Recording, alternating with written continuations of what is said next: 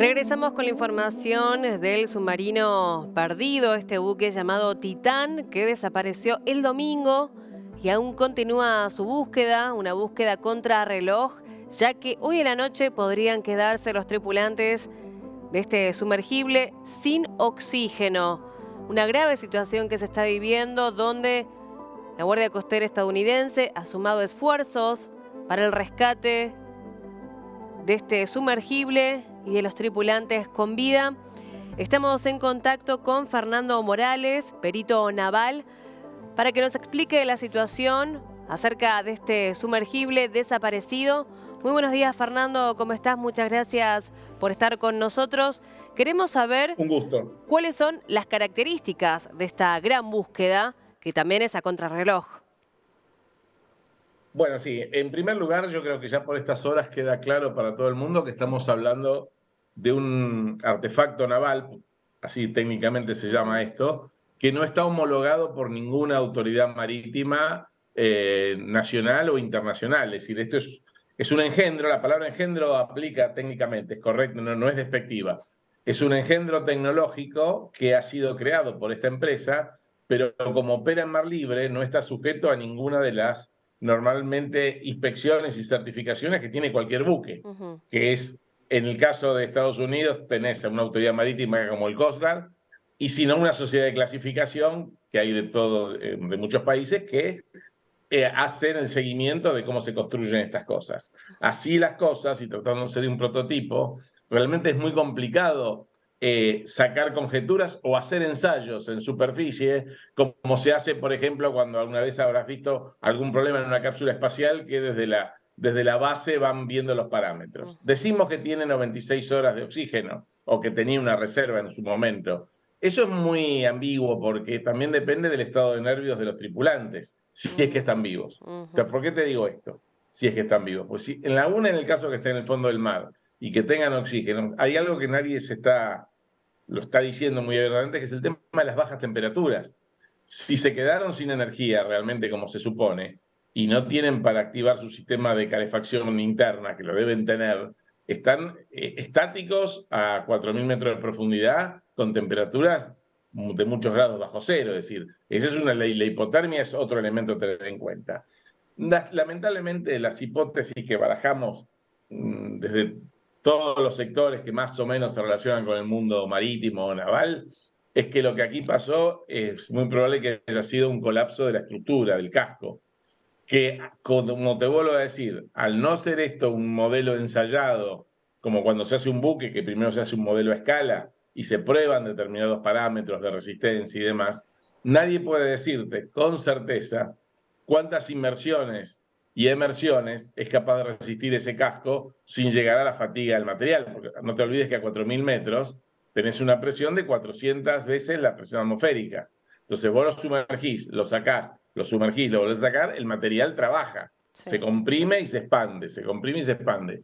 Eso tiene una vida útil como la tienen los fuselajes de los aviones, que como están probados, se sabe que un avión puede tener determinada cantidad de ascensos y descensos antes que su estructura colapse. Entonces, para resumirte, en este momento, en teoría, y por lo que la propia gente de la empresa, que es la que ha hecho los protocolos, todo está hecho por la misma empresa sin que ninguna otra autoridad técnica lo haya avalado. La empresa te dice que tienen 96 horas de autonomía de oxígeno, en condiciones tal vez ideales. Pueden ser más si están tranquilos o pueden ser mucho menos si la gente está nerviosa y respira muy fuerte. Como sea, te vuelvo a repetir, las posibilidades aquí se agotan, porque si hace 4 días que está en el fondo del mar a bajas temperaturas, estamos en problemas. Y si está a la deriva, como también se supone, por eso la búsqueda lo está haciendo también en superficie, están confinados en una cápsula de 6 metros de largo que no pueden abrir desde dentro porque está diseñado para que se pueda abrir desde fuera, lo cual también no pasaría un control de alguna autoridad marítima medianamente responsable, porque vos no podés confinar a la gente a que aún pudiendo emerger no puedan salir, porque si no los encontrás, lo estás condenando a una muerte segura también. Sí. Esto es un hueco, y te digo que hoy hay mucha preocupación incluso en en la Organización Marítima Internacional, que es la que regula un poco las reglas de juego en el mar, porque esto es algo que escapa a lo que está reglamentado y normado. Esto es un prototipo de algo que puede ser muy genial, pero que al no tener un estudio seriado, tampoco está previsto qué elementos son los idóneos para rescatarlo, si ese fuera el caso. Imagínate que no es fácil ir a 4.000 metros de profundidad a rescatar a seres vivos. Una cosa es traer una pieza del Titanic, que es un objeto inanimado, que lo podés buscarle la manera de izarlo a la superficie, aunque es complicado. Pero otra cosa es rescatar seres vivos que están a 4.000 metros de profundidad. Ese es el panorama un poquito. Escuchándote, uno puede pensar que ya el mensaje esperanzador o de encontrarlos con vida ya sería casi nulo por estas cuestiones que vos nos estás planteando. Pero imagino también que cuando este sumergible ingresa al agua, tiene que haber una regulación externa e interna también.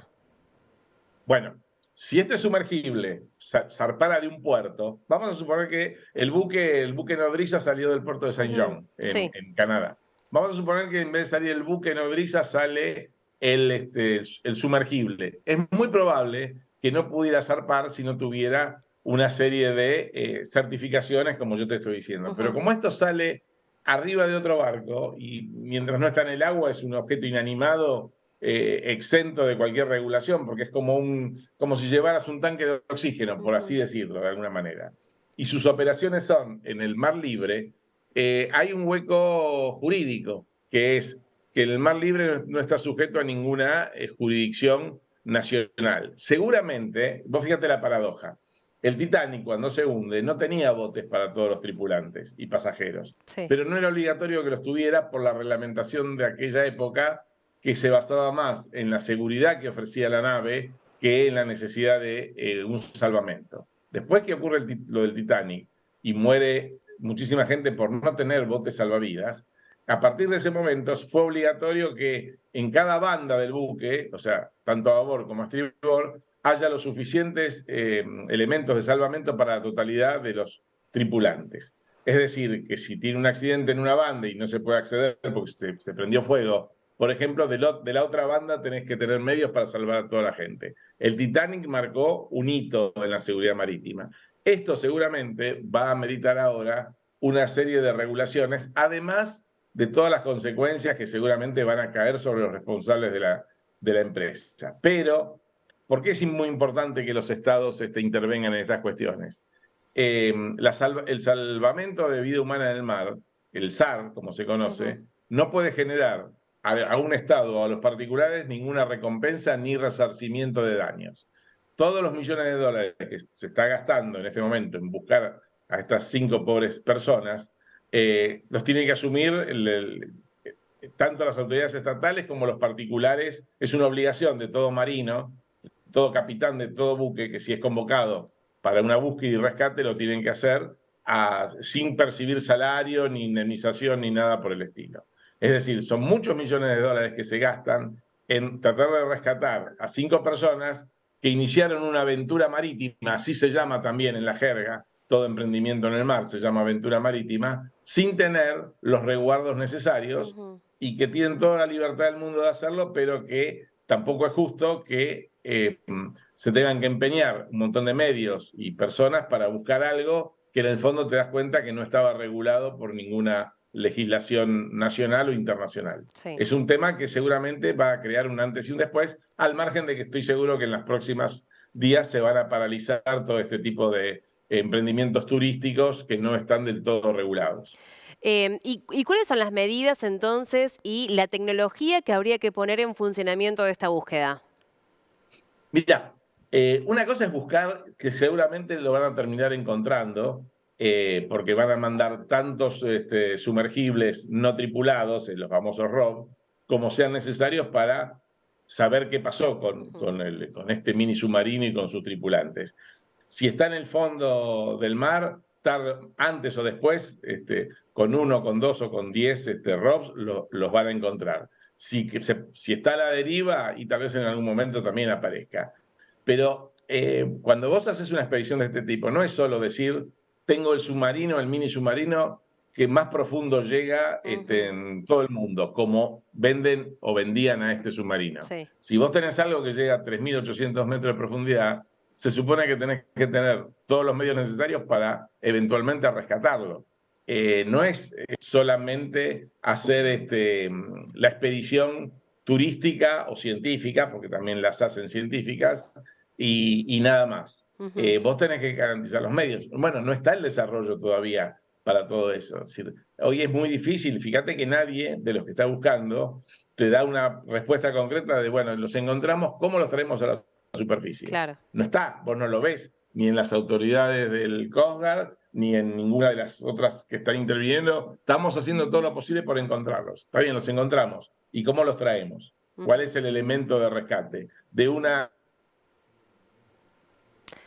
Fernando, te estoy perdiendo. Ahora no te hay ni dejamos de escuchar. siquiera Sí, elementos de...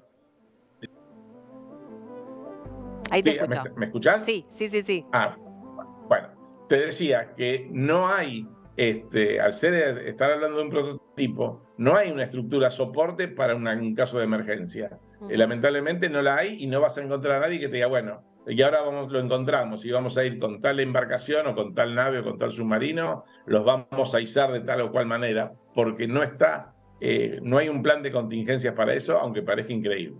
Buen punto este que nos estás planteando. Entonces, muchas gracias, Fernando, por tu tiempo. No, al contrario, un placer como siempre ayudarlos. Hasta luego.